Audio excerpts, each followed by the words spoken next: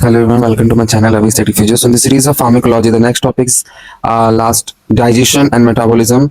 The first topic is diabetes mellitus. So there is two diabetes, which is first is diabetes mellitus, which is hyperglycemia, which is occur in our blood cells, and second one is diabetes insipidus, so which is polyuria, polydipsia kind of condition which is occur into our body. So now we are studying diabetes mellitus. So it is a group of metabolic disorder saying the common feature of hyperglycemia. So the which basically the diabetes sugar level control is by our like insulin, and the insulin is released by pancreas, which is like endocrine gland, which is 1 to 2% release of hormones, and 95% secretes of enzyme, which is ingestion into our intestine or like stomach or gut.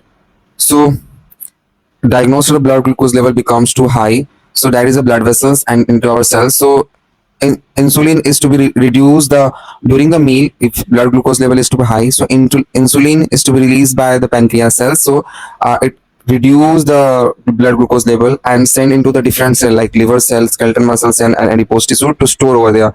And during the fasting, so the glucagon convert into the liver cell glucose, skeletal muscle cell glycogen, adipose tissue glycogen into the glucose into our body during the fasting time. So insulin take the glucose from blood cell or store into the cell into the form of glycogen. So ultimately insulin reduce the blood glucose level, and contractory the glucagon is to degrade the glucogen into the glucose and take glucose cell, so or increase the blood glucose level in during the fasting period. So the diabetes mellitus have two kind of quality, which is quantitative and qualitative. So there is two types of diabetes mellitus. If quantitative, the insulin or beta cells insulin is to be absent, and which is qualitative, the amount of the insulin is to be reduced down and non-functional. So if increase the blood glucose level and decrease the cell glucose level, goes and cause the kidney diabetic neuropathy in retina, diabetic retinopathy, peripherals diabetic neuropathy in peripheral arms. So that is the condition occur if your glucose level is high in your body. Into the kidneys to be diabetic neuropathy, also polyuria, retina and diabetic retinopathy, and cataract or glaucoma, and peripheral nerves cause to diabetic neuropathy. And these, if any kind of wood and cut into your like lower limb and into heart, so it will be slow down the like secreting insulin.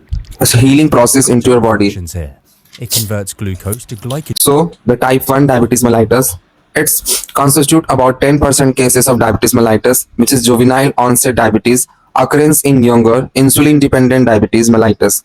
So diabetes type 1 diabetes mellitus is also known as juvenile onset diabetes, or also insulin dependent diabetes, because the patient have absolute requirement of insulin replacement treatment by the injection or by the before the eating 15 minutes of the food.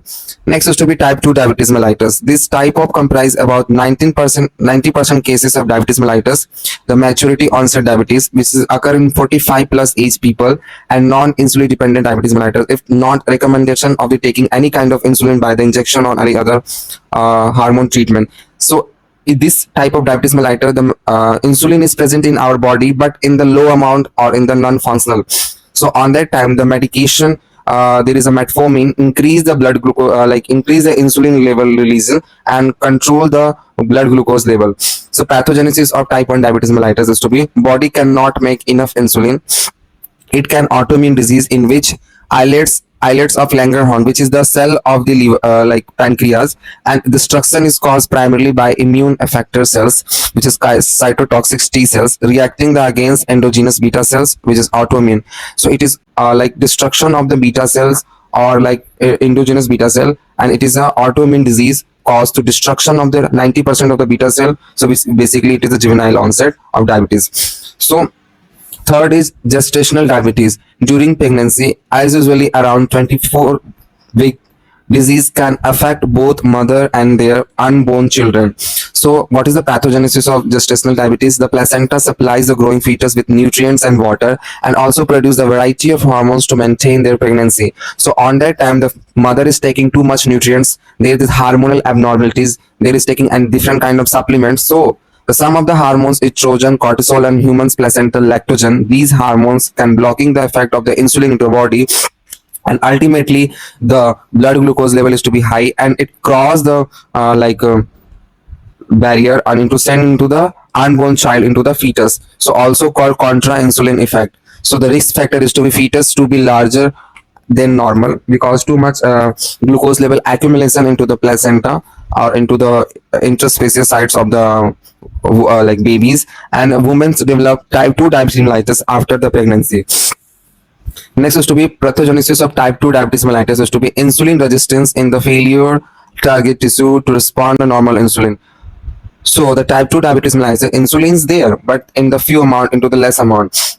So taking too much glucose, food, sedentary lifestyle, and exercise, these are conditions have to enhance the type 2 diabetes mellitus into the chronic phase. So the symptoms arise into the clinical features to be polyuria, increase urination, polydipsia, increase thirst, polydipsia, increase hunger. So this is the pancreas, and there is a two cells, which is alpha cell and beta cell is there. Alpha cell is work is to be glycogen. It will be maintain the increase and decrease sugar maintenance in the body. During the fasting, the glycogen converted into glucose. During the high level of blood glucose level, so it will be control that. And beta cell have to be work is to be release the insulin and increase and decrease sugar production into the body. So the pancreas cell is also known as islets of Langerhans.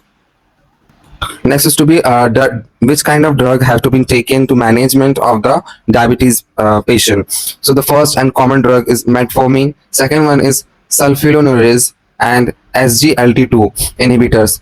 And in type 2 insulin, type 1 diabetes mellitus, first is insulin therapy, including rapid acting lispro aspart. These are the type 1 diabetes mellitus drug. Pancreas or islet cell transplantation, lifestyle, and frequent blood glucose monitoring help to maintain the type 1 diabetes mellitus. Type 2 diabetes mellitus, the drugs are metformin, the first line medication. Second one is sulfonylureas and megalitinides. These drugs are stimulate the pancreas to produce more insulin and reduce the blood glucose level.